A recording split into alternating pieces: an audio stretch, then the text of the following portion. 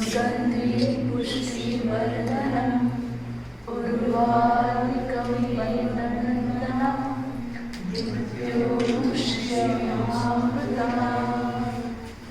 ॐ सहना भवतु सहनौ भुनक्तु।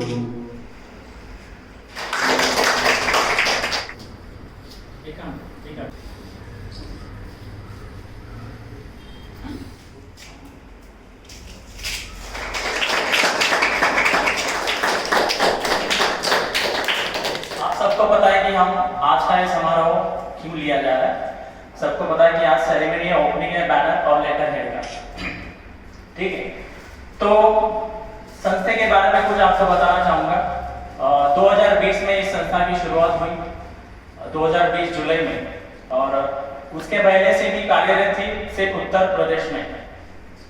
और 2020 में जुलाई के बाद हमारा प्रॉपर दिल्ली गवर्नमेंट से ऑथोराइज रजिस्ट्रेशन हुआ है इस संगठन का। अभी सबको पता है कि पूरे राज्य में, महाराष्ट्र में या पूरे भारत में कई सारे योग इंस्टीट्यूट है, योग संस्था है, बट वहां से सिर्फ योग टीचर डेवलप होते हैं। योग के ऊपर के कोर्स कंडक्ट किए जाते हैं, जैसे डिप्लोमा है, पीजी है, एमए है, फाउंडेशन योगा है, वैसे कई सारे कोर्सेज कंडक्ट किया जाता है। बट ऐसे एक भी संस्था नहीं थी कि जो योग शिक्षक के बारे में सोचा जाए, योग शिक्षक के हितों के बारे में सोचा जाए, योग शिक्षक का कल्याण हो। योग शिक्षक अगर कहीं से प्रॉब्लम आती है तो संगठन उसे हेल्प करती है, एज अ फाइनेंशियली नहीं, टेक्निकली कुछ इशू है तो उसमें वो हेल्प करती है। और इस संगठन के माध्यम से कई सारे कैंपेन हुए, जैसे कि कई सारे शिक्षण मंत्री जो है, हर राज्य के शिक्षण मंत्री, उनको हमारे संगठन से एक निवेदन दिया गया है कि जैसे स्कूल और कॉलेजेस में हर एक सब्जेक्ट पर्टिकुलर सिखाया जाता है, तो वैसे योग शिक्षा को भी इसके अंदर शामिल किया जाए, योग विषय को भी इसके अंदर शामिल किया जाए, जैसे स्कूलों में और कॉलेजेस में। क्योंकि अगर स्कूल से अगर योग विषय, योग सब्जेक्ट अगर सिखाया जाएगा बच्चों को, तो बच्चों की ग्रोथ भी अच्छे से होगी।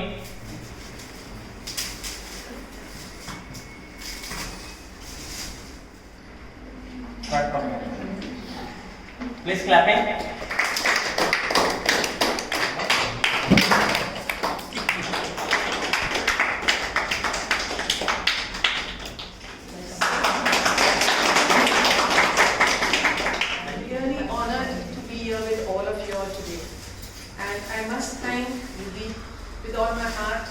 For inviting me here and giving me the opportunity to meet you all and to explain to you all a new way of healing. हम जाते हैं तो हमारे मुंबई जिला के कार्यालय सचिव संजू बैनर्जी वो लेक्चर देंगे, तो प्लीज वेलकम।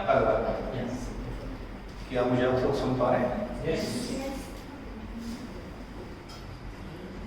सबसे पहले नमस्कार, मेरा नाम संजू के बैनर्जी है।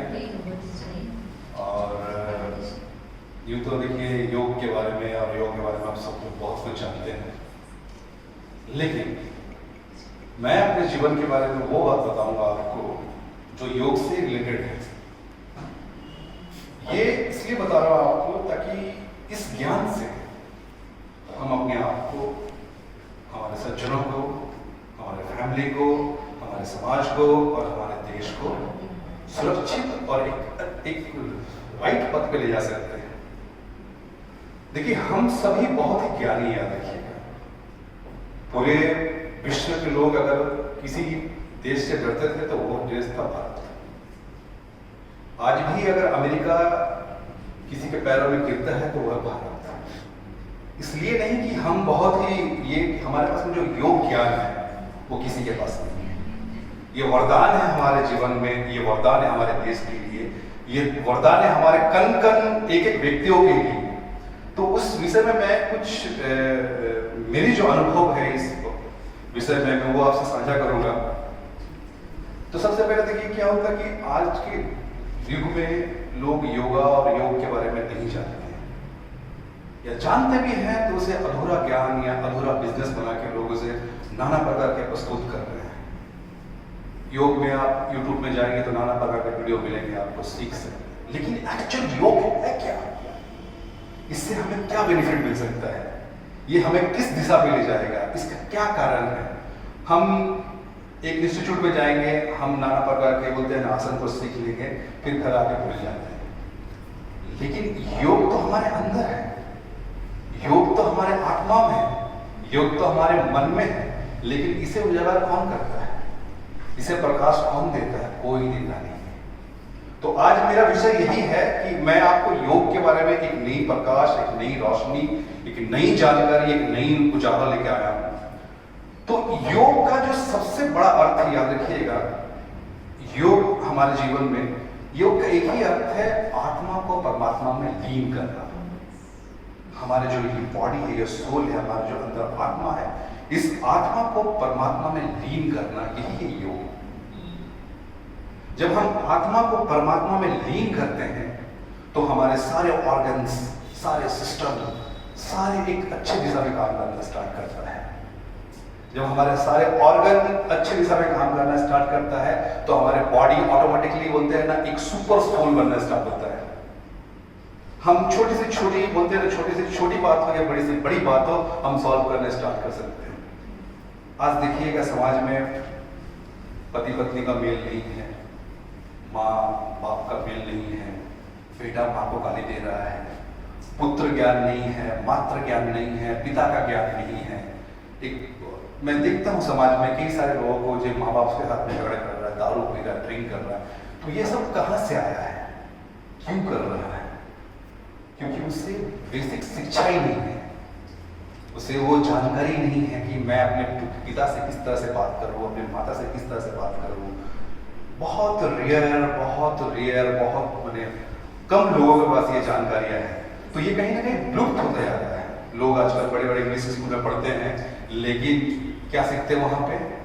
पार्टियां करना, शराब पीना, सिगरेट पीना। क्या हमारे कल्चर में है? हमारे कल्चर में नहीं है, हमारे समाज में नहीं है। तो अगर हम योग ज्ञान से बंधे रहेंगे, जब हमारे आत्मा, हमारा मन, हमारा मस्तिष्क जब योग के दिशा में और ज्ञान में चलता रहेगा तो हमें इन बुराइयों से बच रहेंगे। तो योग हमें किस लिए करना है? ताकि हम अपने सोल को बचा सकें। जब हम अपने सोल को बचाएंगे तो याद रखिएगा समाज में हर प्रकार की बुराई से हम बच सकते हैं। और जब हम हर प्रकार की बुराई से बच सकते हैं तो समाज एक अच्छी दिशा में जाएगा, एक अच्छी ऊंचाई में जाएगा। हम लगातार निरोग रहेंगे। हम जब निरोग रहेंगे तो हम बड़े से बड़े उपलब्धियों को पा सकते हैं, बड़े से बड़े उपलब्धियों को पा सकते हैं। आज आप सभी को पता होगा कि अमेरिका के जितने भी टॉप के कंपनियां हैं, उनके सीईओज हमारे इंडियंस हैं। उन्हें क्यों रखता है उसे इंडियन को? पता है, क्योंकि हमारा जो मस्तिष्क है ना, दुनिया का सबसे बेस्ट मस्तिष्क है। ये अभी भी पता चला है। हमारा जो आज से शायद स्वामी विवेकानंद ने बहुत पहले कह दिया था कि हमें अगर उच्च पद्धति में जाना है तो हमें योग को ग्रहण करना होगा। हमें सिर्फ वो आसन नहीं करना है, हमें योग को अपने आत्मा में समाना होगा, हमारे आत्मा को लीन करना होगा योग में। तब जाके हम उस ज्ञान को पा सकते हैं जो बिखर चुका है। जो भारत का जो मूल्य ज्ञान है, जो बिखर चुका है, उस ज्ञान को हम तभी पा सकते हैं जब हम योग को अपने अंदर में ले लेंगे। तो दूसरी बात है कि हमें मौन में रहना है, हमें चीजों को समझना है। जब तक हम मौन नहीं रहेंगे, जब तक हम चीजों को समझेंगे नहीं, तब तक क्या होगा? डिसबैलेंस होता जाएगा। जब आप अपने आप को मौन रखना स्टार्ट करेंगे, जब अपने आप को, जब अपने बोलते हैं ना, योग की धारणा में जब अपने आप को सिमटने स्टार्ट करेंगे तो याद रखिएगा आप एक मजबूत सहेली में घुस जाएंगे। क्या होगा? आप बिखरे पड़े हैं इस तरह से। जब आप मौन रहेंगे तो चीजें ऑटोमेटिकली समेट रही, याद रखिएगा। और जब चीजें समेटती है तो कहीं ना कहीं मजबूत होकर खड़ा होता है। तो मौन रह के हमें परिचय देना है कि हमारी शक्ति अंदर कितनी है, हमारे बोलते हैं ना, हम जीवन में क्या कर सकते हैं। याद रखिएगा, मौन रह के लोगों ने आज बड़े से बड़े साइंटिस्ट जो है, बड़े से बड़े साइंटिस्ट आज शायद ग्रहों का खोज कर रहा है। कई ग्रहों लोग ने खोज किया भी है, नए नए ग्रहों का। लेकिन हजारों साल पहले हम योग ज्ञान से ही जो पूरे ब्रह्मांड में क्या चल रहा है उसका ज्ञान हमें मिल जाता था। आज लोग मजाक उड़ाते हैं, आज लोग मजाक उड़ाते हैं पंडित को 200 रुपए में तुम्हारा कुंडली बता देगा, लेकिन ये शायद कहीं एक मजाक है, लेकिन ये ज्ञान है। आपको पता है वो इस 100 रुपए में वो आपकी जन्म कुंडली बताता है, इसलिए कि कहीं ना कहीं उस ज्ञान को उसने प्राप्त किया है। लोग फ्रॉड है, बदमाश है, वो अलग बात है, लेकिन उस ज्ञान की बात कर रहा हूं मैं जिस ज्ञान को लोगों ने पाया है।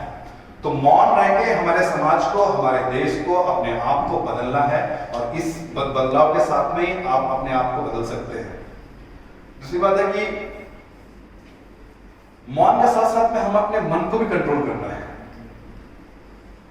क्या होता है कि मन अगर आपका कंट्रोल नहीं है, मन अगर आपकी दिशा में नहीं है, मन अगर आपके वश में नहीं है, मन अगर आपकी उलझोत है, तो जीवन से कोई भी आप बड़े से बड़े उपलब्धि नहीं पा पाएंगे। तो योग का जो सेकंड पार्ट है, याद रखिएगा, अपने मन को कंट्रोल करना, अपने मन को अपने वश में करना, अपने मन को अपने दोस्त बनाना। आपके मन को बोले तू वहां बैठ, तो बैठना चाहिए, वो बैठ तो उठना चाहिए।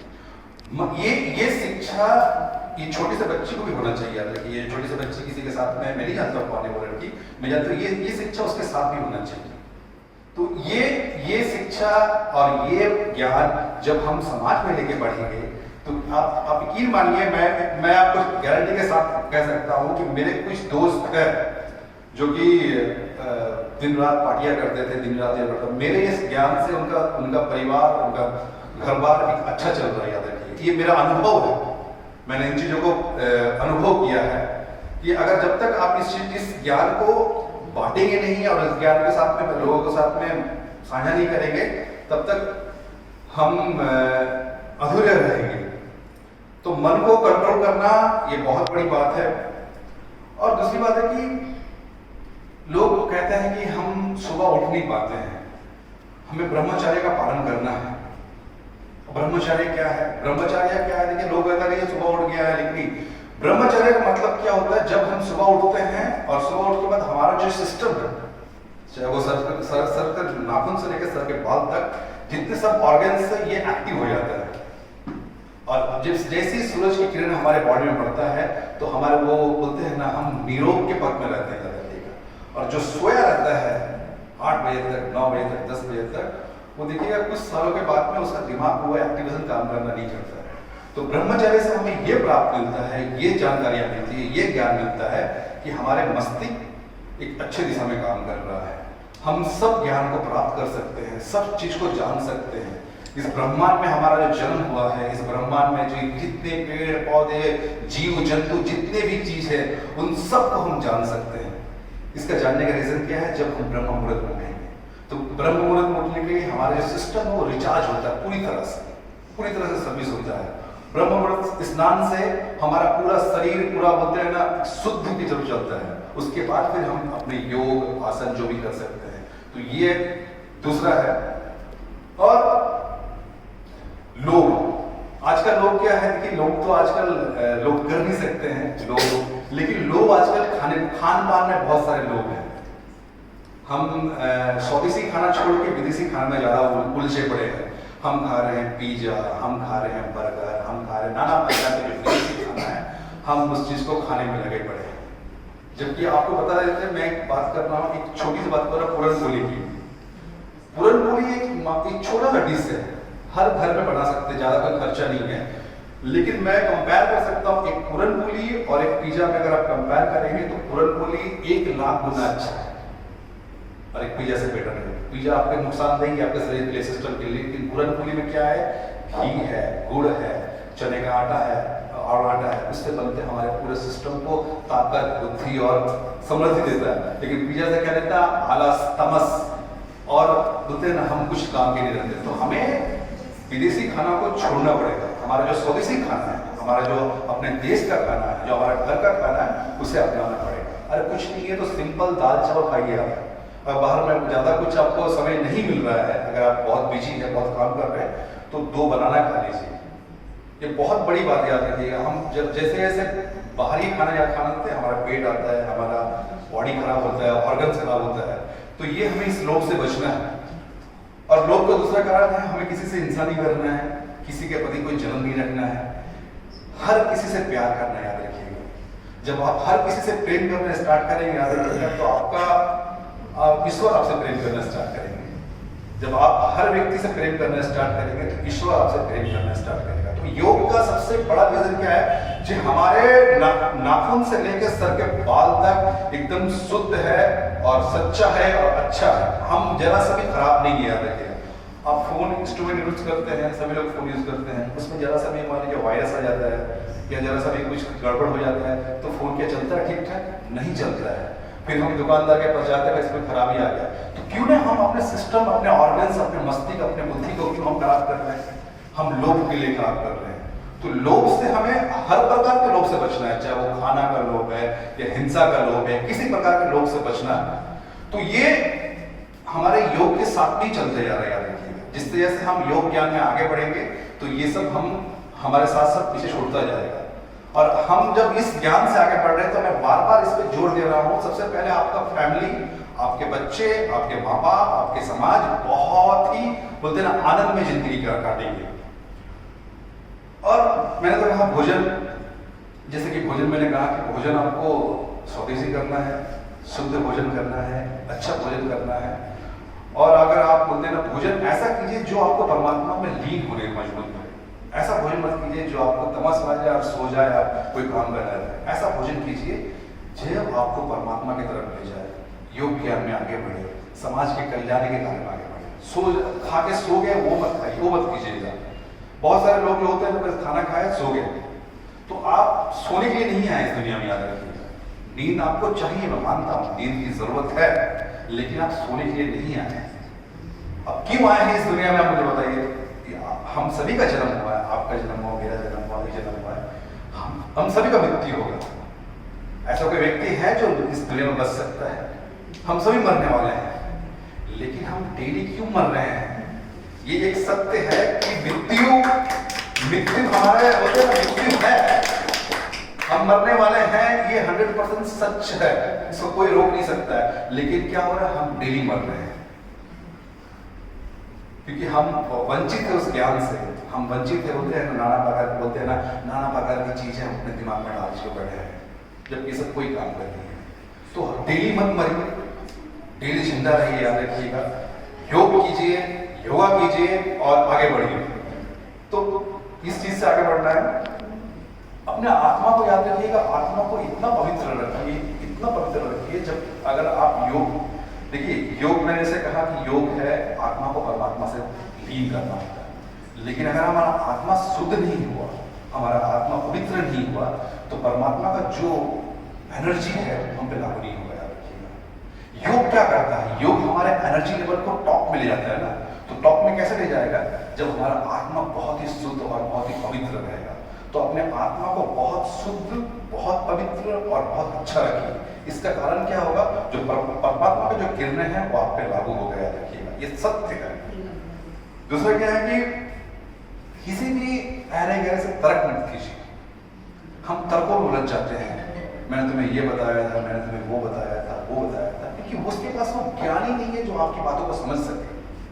आप एक अच्छा ज्ञान दे रहे हैं, एक अच्छी बातें बता रहे हैं, एक योग के बारे में, ज्ञान के बारे में, लेकिन वो आपकी बातों को नहीं समझ रहा है, वो आप पे तर्क कर रहा है, वो आप पे ये कर रहा है, तो उसे साइड हटिए, उसे समझाने की जरूरत नहीं है।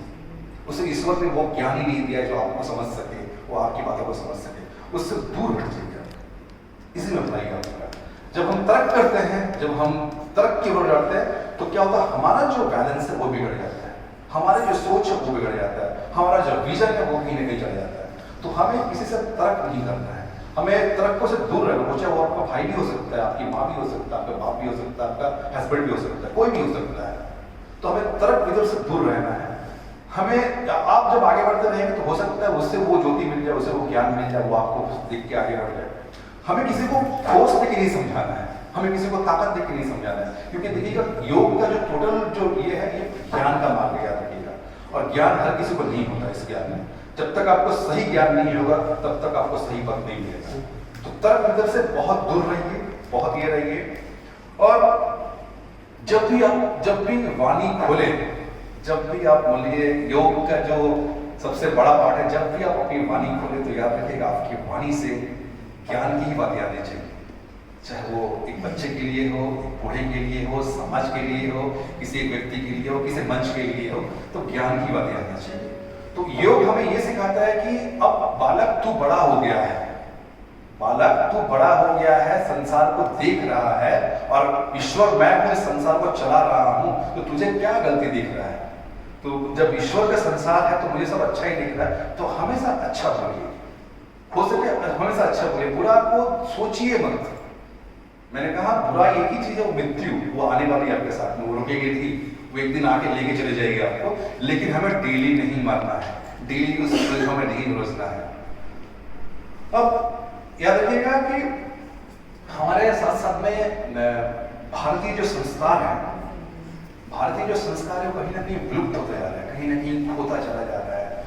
हम बड़ों का सम्मान नहीं करते हैं, बुजुर्गों का सम्मान नहीं करते हैं, हम अपने संस्कारों को भूल चुके हैं। तो इस संस्कार को जिंदा रखना आपको याद रखिएगा। ये संस्कार आप जब तक जिंदा नहीं करेंगे, इस संस्कार को जब तक आप लोग दिशा नहीं देंगे, तो कहीं ना कहीं आप भटके पड़े हुए याद रखिएगा। क्योंकि ये दुनिया की एक चेन सिस्टम है। आप अगर बोल दीजिए ना, आप अगर अपने पिता का सम्मान कर रहे हैं तो कल आपका भी आपका बच्चा आपका सम्मान करेगा। तो संस्कार आपको बनाए रखना पड़ेगा, आपके बच्चों को सिखाना पड़ेगा संस्कार, चाहे उसमें आपको बच्चों को समय देना पड़ेगा, क्योंकि आज समय किसी के पास नहीं है। पहले होता था, हम दादाजी पिताजी के साथ में बैठते थे, भाई वो बड़ा है ऐसे बात करना, वो छोटा ऐसे बात करना, लेकिन ये कहीं कहीं विलुप्त हो जा रहा है। बच्चे बोर्डिंग स्कूल में पढ़ रहे हैं, वहाँ पे क्या सिखाया जा रहा है कोई पता नहीं, आके बाप को गाली दे रहा है, तो वो संस्कार नहीं है। इस संस्कार को हमें जिंदा रखना पड़ेगा और इस संस्कार को हमें बहुत अच्छा करना पड़ेगा, चाहे किसी के लिए भी हो। और देश की कलाकृति को आपको याद रखना पड़ेगा। देश की जो हमारी कलाकृति है, योग तो हमारी एक कलाकृति है, उसके साथ में हम विदेशी कलाकृति को हम बहुत ज्यादा करते हैं। आज देखिएगा टीवी पे करवा चौथ का ऐड देता है तो लोग करवा चौथ मनाने चले जाते हैं, लेकिन हमारे जो छोटी छोटी बोलते हैं ना, गुड़ी पड़वा बहुत कम लोग मनाते हैं। मैंने देखा गुड़ी पड़वा कहीं हुआ तो गुड़ी, हमारा जो ओरिजिनल कार्यक्रम है, हमारा जो ओरिजिनल ये है, हम उसको भूलते चले जा रहे हैं। क्यों भूल रहे हैं? उसे नहीं भूलना है, आपको याद रखिए। हम हमारा जो खुद का है, हमारा जो खुद का त्योहार है, हमारा जो खुद का प्रोग्राम है, हमारा जो खुद का चीज है, उसे करना है, बहुत सादगी के साथ करना है, बहुत अच्छे के साथ में करना है। हमें कल्चर को जिंदा रखना, याद रखिएगा। हमारा पोशाक, हमारा रहन सहन, हमारे खान पान, उसको कभी नहीं करना पड़ेगा, भूलिएगा मत। भाई आज हमारा ये त्योहार है तो जो इस त्योहार में जो खान पान बनता है उसे करना है, उसे हमें दिखाना है, वो मत भूलिएगा कभी भी किसी हाल में। पूजा पाठ आजकल लोग भूल चुके हैं, पूजा पाठ का जो ये है कहीं ना कहीं है। तो योग हमें सिखाता है कि परमात्मा से जुड़ने के लिए, साथ साथ में हमें अपने आत्मा को परमेश्वर से जुड़ने के लिए जब भी समय मिले, चाहे वो 1 मिनट का मिले या 2 मिनट का मिले, आप अपने पूजा पाठ कर सकते हैं, घर में, बाहर में, गाड़ी में, जहाँ भी करें, लेकिन इसे जिंदा रखें। ये भी योग ज्ञान से जुड़ा याद रखिएगा। तो योग हमें देखिए ना, योग हम बात कर रहे हैं, हम योगा से जुड़े, लेकिन योगा कितना बेनिफिट है हमारे जीवन में। छोटी से छोटी चीजें हमें जोड़ के कहां से कहां लेके चले जा रहा है। और अंत में जो मृत्यु होगा, उस मृत्यु में हम पूरी तरह से संसार में जीवित रहेंगे। हिंदुस्तान में जितने भी ग्रंथों में, दर्शनों में लिखा गया है, जो मनुष्य का जन्म बार बार क्यों होता है? मनुष्य का जन्म इसलिए होता है कि ईश्वर की बनाई हुई इस पूरे ब्रह्मांड को वो समझ नहीं पाता है। ना जाने कितने भूल, कितने चूक, ना जाने कितनी गलती करते, इसलिए बार बार जन्म होता है। तो इस जन्म से हमें बार बार ना आना पड़े, हम हमेशा के लिए परमात्मा के मार्ग में चले, इसलिए हमें योग ज्ञान को पूरी तरह से ग्रहण करके, अच्छी तरह से समझ के उसे आगे बढ़ना पड़ेगा। अगर आप नहीं समझते हैं किसी भी ज्ञान को तो कोई बात नहीं, उसमें बने रहिए, उस पर हटिए मत। कई बार क्या होता है ना, दिमाग खराब होता है, कौन करेगा, योगा क्या है इसमें, ऐसा नहीं है, आपको बने रहना पड़ेगा पॉइंट टू पॉइंट। और अंत में मैं एक और बात कहना चाहूंगा कि इस योग साधना को आप किसी भी हाथ में मत करिए। आप जब भी कहीं भी जाए, चाहे वो कोई भी व्यक्ति मिले, उस व्यक्ति को आप योग साधना के बारे में बताएं, उसके साथ उसको सिखाएं और उसे ये ज्ञान दे कि आपका जीवन का सही मार्ग यही है। जब तक आप इस ज्ञान को बांटेंगे नहीं, तब तक आपका ज्ञान डेवलप नहीं होगा। और बस मैं यही अपना ये कुछ विषयों पे कहना चाहूँगा, मैं समाप्त करना चाहूँगा अपनी बात, अपनी वाणी को यही विराम देना चाहूँगा। लेकिन कहने से पहले मैं आप सभी को एक बार फिर से कहना चाहूँगा, मैं आपसे हाथ जोड़कर विनती करना चाहूँगा कि योग ही हमारा एक ऐसा ज्ञान है, योग ही ऐसा हमारा एक मार्ग है जो हमें जीवन को बुद्ध है ना आनंद परमानंद के मार्ग पे ले जाएगा। धन्यवाद।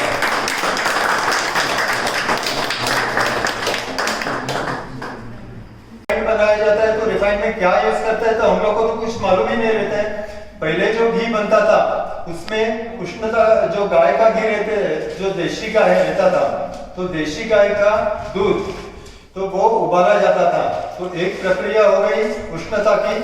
उसके बाद में दही जमाया जाता था। दही को पानी, गर्म पानी मिक्स करके उसको चल करते थे और एक उष्णता की प्रक्रिया होती थी। उसके बाद में चल करने के बाद में जो मक्खन मिलता था, मक्खन भी बहुत सेहत के लिए अच्छा था। तो वो मक्खन को गर्म करके बाद में घी तैयार किया जाता था। ये आयुर्वेदिक प्रोसेस है, जाएगा बाहर नहीं जाएगा, विदेशों में नहीं जाएगा। उपस्थित हैं उन सभी को नमस्कार, सादर अभिनंदन। देखिए, योग के बारे में सभी ने बहुत कुछ कहा है, बहुत कुछ बताया, और सबने जो कहा वह उससे मैं इत्तेफाक रखता हूँ, सब कुछ सही कहा है। सृष्टि के आरंभ में जो योग का पहला सिद्धांत बनाया वो थे भगवान शिव, और वहां से उसको हमारे ऋषि मुनियों ने आगे अग्रेषित किया। इस कड़ी में जो चारों वेद बनाए गए हैं वो सभी वेद किसी न किसी एक चीजों को ध्यान में रखकर बनाए। जैसे कोई हमारे वैदिक पूजा पद्धति कर्मकांड, तो कोई आयुर्वेद को, तो कोई विज्ञान को, तो कोई हमारे कलाओं को लेकर के बनाया गया है।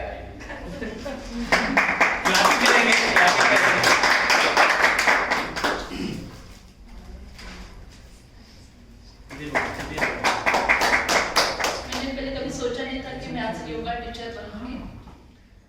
कुछ हद तक मैं बचपन से काफी बीमार रहती थी। स्पाइन में काफी गैप थे, एक दो गैप नहीं थे, काफी गैप थे। ट्रीटमेंट वगैरह काफी हद तक चली। फिर आखिर तक कहते ना, हार भी मान ली थी कि अभी मेडिसिन नहीं खानी है। तो मैंने सोचा कि चलो एक बार ट्राई करते हैं। पता नहीं दिल में कहाँ से वो उमंग आई कि योगा की अचानक से। और फिर मैं फर्स्ट डे योगा इंस्टीट्यूट गई। जैसे वहाँ पे मैं जो चरण रखी, वहाँ के जो वाइब्स थे इतने प्रभावित हो गए थे। विदिन 6 months बैक जो भी गैप थे, मेडिसिन नहीं दिए, जो भी इंटेस्टाइन के जो भी मुझे स्वेलिंग का जो भी प्रॉब्लम्स थे वो भी विदिन 6 months मैंने सब कुछ सॉल्व किया। और फिर लगा कि अगर मैं अपने लिए कुछ कर सकती तो क्यों ना हम दूसरों के लिए भी इसी तरह से हेल्प करें। सर्टिफिकेट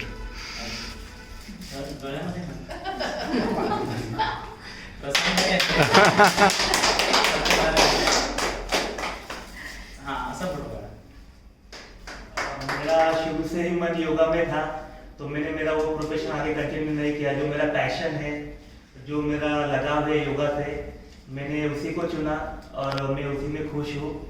और आप सभी को भी आगे के आपके जीवन के लिए मेरी तरफ से बहुत बहुत शुभकामनाएं। और मैं संतोष सर को भी बहुत धन्यवाद देना चाहूँगा कि मुंबई की जो हमारी सबसे अच्छी टीम है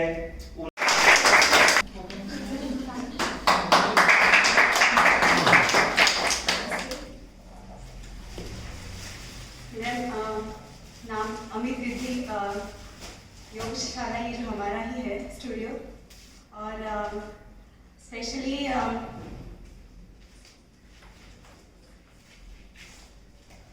आप सबका धन्यवाद जो आप आए। मैं ज़्यादा कुछ नहीं बोलूँगी, हमारे आगे भी बहुत प्रोग्राम्स हैं। अब मैं ये क्षेत्र में जैसे कि 14.5 years से हूँ। और मेरा ये जो हुआ था सब कुछ कविलधाम लोनावला से इस यहाँ तक आए, ये मतलब अंदर से एक रिक्वेस्ट है आपको, कैसे छोड़े नहीं, बीच में ना रखे, बाकी कुछ नहीं।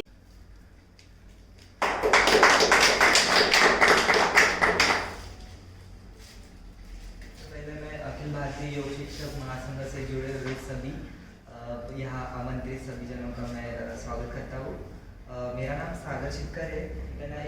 इंटरनेशनल गोल्ड मेडलिस्ट हूँ एंड थैंक यू, धन्यवाद। कुटीर में साकिनाका में योग शिक्षक के नाते करीबन 15 से 16 साल में सेवा देता हूँ। साजक करके मैं वहाँ गया था, उसके बाद में योग शिक्षक के नाते 15-16 वर्ष से काम कर रहा हूँ।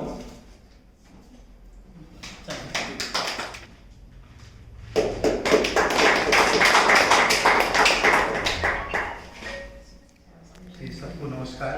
नमस्कार। मैं योग गुरु मनोज दुबे केवल धाम इंस्टीट्यूट लोनावाला से वहाँ का स्टूडेंट रहा। योगा में जब जुड़ा तो वहाँ भी मैंने अच्छा वो अपना जो भी परफॉर्मेंस दिया है अच्छा ही दिया है। मुझे बहुत संभाला है ऐसे इसलिए कि योग एक ऐसा प्लेटफॉर्म है जिससे आपको बहुत कुछ आप मिल सकता है, अचीव कर सकते हैं। तो योग के विषय में मैं बहुत ज़्यादा बता नहीं सकता।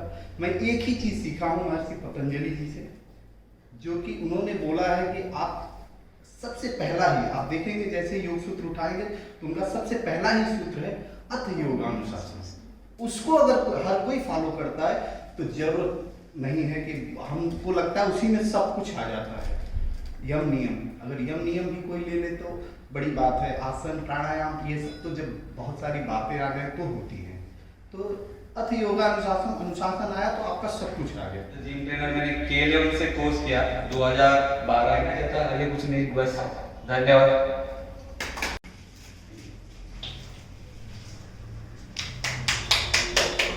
मेरा नाम है सुनील जय सिंह बिड्डा और मैं धन्यवाद करता हूँ सर जी का कि मुझे मौका दिया है यहाँ आने का।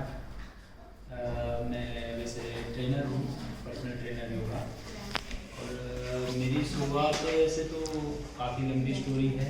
मैं काफ़ी पूरा समय भी निकाला हूँ और वैसे मुझे बचपन से ही 98 के समय से जब मैं स्कूल में था तब से मुझे बड़ा शौक रहता एक्सरसाइज वगैरह का, और उस समय थोड़ा बहुत पीटी वगैरह में मुझे आगे रखते थे। ये अच्छा नहीं रहता, हर साल 2-3 चोट लगने के लिए मेरी बाइक से एक्सीडेंट हो ही जाते हैं।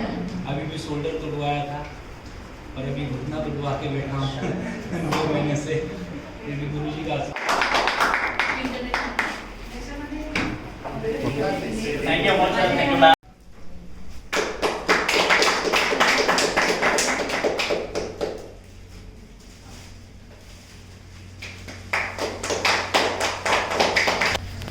नमस्कार, मेरा नाम साक्षी किरण कलगुटकर है। अखिल भारतीय योग शिक्षक महासंघ की तरफ से आप सभी का स्वागत है और मैं संतोष जी का पहले स्वागत करना चाहिए।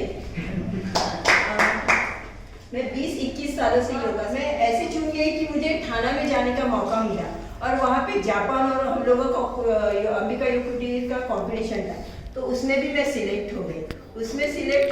तो चलो ऐसे बढ़ते बढ़ते मैंने 20-21 साल में डेमो वगैरह हर बाहर जितने भी LNT में गई हूँ, हर एक जगह में मेरे डेमो हो गए। हाल ही का मैं एक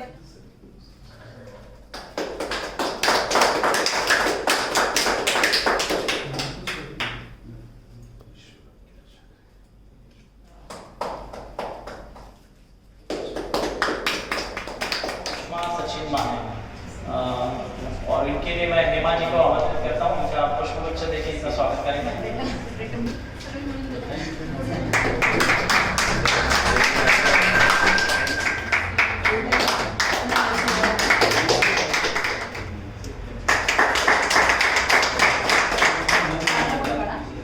मराठीत बोलू का हिंदीमध्ये बोलू? ओके, मैं मराठी में बात करना पसंद करते। माझं नाव सुषमा माने आणि मी योगा फील्डमध्ये 16 वर्षापासून आहे। मी अहिंगा स्टाईल योगा शिकते पुण्याहून आणि कवेलधाममधून माझं टीचर ट्रेनिंग झालेलं आहे। इकडे माझे पर्सनल ट्रेनिंग्ज आहेत बँड्रापर्यंत, मीरा रोड। आता सध्या तरी ऑनलाईन चालू आहे, ऑफलाईन लवकरच चालू होईल अशी अपेक्षा करते। आणि योगा फील्डमध्ये योग खरंच खूप आनंद झाला आणि एव्हरी डे मला असं वाटतं की मला एक ब्लेसिंग मिळतं, कारण रोज कोणाकडून ना कोणाकडून इतके सुंदर कॉम्प्लिमेंट मिळतात ना, आणि खरंच मला असं वाटतं मी सगळ्यात बेस्ट फील्डमध्ये मी काम करते आणि मला त्यासाठी खूप प्राऊड वाटतो की मी योगा फील्डमध्ये आहे. Thank you. Say something.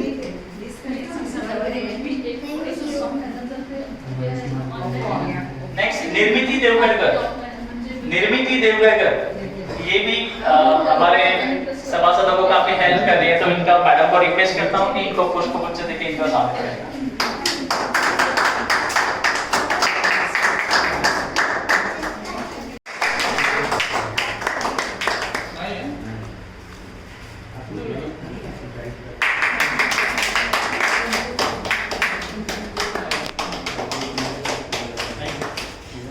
Sir के वजह से हम लोग मिल पाए थे ना, इसलिए I am very thank you. Thank you भाई। अभी मैं भी थोड़ा सा परिचय देना चाहूँगा। मैं संतोष करटपुर, मुंबई कुर्ला यहाँ पे वास्तव में हूँ, और मैं भी पहले जैसे नीलेश जी ने कहा और कई सारे साधकों ने कहा, बट मैं पहले जिम इंस्ट्रक्टर था। मुझे भी कई सारे शारीरिक व्याधि जुड़ गई थी, जैसे स्पॉन्डिलाइसिस है, और मैं भी मैराथन रनर था, तो मुझे भी घुटने के प्रॉब्लम हो गए। तो मुझे भी किसी ने मशवरा दिया कि आप योग से जुड़ो, तो आपकी धीरे धीरे जितनी भी तकलीफें, जितने भी जॉइंट्स के मूवमेंट आपके नहीं हो पा रहे, तो योग से होंगे। तो सबसे पहले तो मैंने जिम इंस्ट्रक्टर का कोर्स किया, फिर जैसे हमारे क्लाइंट की रिक्वायरमेंट रहती है ना, उस हिसाब से हमें कोर्स को डेवलप करना पड़ता है। फिर क्रेज आया था कि पावर योगा, तो मैंने जैसे विकास जी ने कहा कि विकास जी और मैंने एक इंस्टीट्यूट से हमने पावर योगा किया, प्रशांत जी भी वहीं से हमने पावर योगा किया था, क्योंकि तभी पावर योगा का काफ़ी क्रेज था। और फिर हमने एक पावर योगा कोर्स किया, उस समय हमारी सबकी पहचान, जान पहचान अच्छे से हुई। और फिर बाद में फिर वक्त चला ट्रेडिशनल योगा का, फिर रिक्वायरमेंट, क्लाइंट की रिक्वायरमेंट है सर अभी पावर योगा नहीं, हमें अभी, क्योंकि रामदेव जी ने भी काफ़ी प्रचार किया था, मोदी जी भी काफ़ी प्रचार कर रहे हैं, तो फिर सोचा कि चलो अभी पावर योगा, जिम इंस्ट्रक्टर हो गया, पावर योगा हो गया, अभी हमें ट्रेडिशनल करना है। तो मैंने रिक्वेस्ट करता हूँ जिनका अगर कुछ हुआ नहीं अभी भी लेवल 1, लेवल 2 या MA वगैरह, तो कुछ महीनों में वो कोर्सेज भी हमारे संघ की तरफ से अवेलेबल होंगे, आप ज़रूर पार्टिसिपेट करें और उसका लाभ उठाएं। बस शुक्रिया। Take on action please. Yes cool.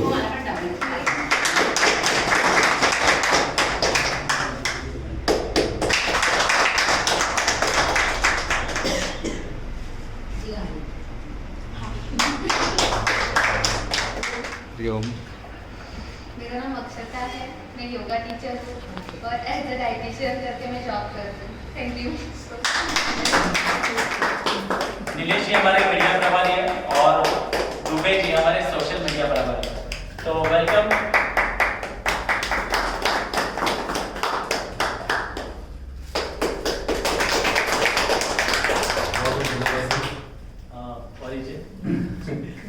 ऐसे तो मैंने काफी कुछ कह चुका हूँ, मैंने योगा के बारे में। मैं अपना परिचय फिर से देना चाहूँगा कि मैं योग का जो ज्ञान है, योग की जो जानकारी है, पूरे भारत भर में ब्रह्मांड करके मैं योग की जानकारी लोगों को पहुँचाता हूँ। इसमें मैं चाहता हूँ कि मैं चाहता हूँ जन जन तक ये ज्ञान पहुँचे, जन जन तक ये ज्ञान पहुँचे, जन जन तक लोग अच्छे हो। यही मेरा उद्देश्य है। मेरा उद्देश्य यही है कि भारत भर में जितने भी लोग अज्ञानी हैं इस योगा ज्ञान से, मैं उसको इस ज्ञान तक पहुंचाऊं, ताकि वो अपने जीवन, अपने फैमिली और अपने समाज को अच्छा कर सके। जब उनका फैमिली की रचना अच्छा होगा तो ये देश में और उनके होगा, ये देश में उसकी समझ लिया होगा। यही उद्देश्य और यही सपना लेकर मैं काम करता हूँ। जय हिंद, जय भारत। बहुत बहुत शुक्रिया।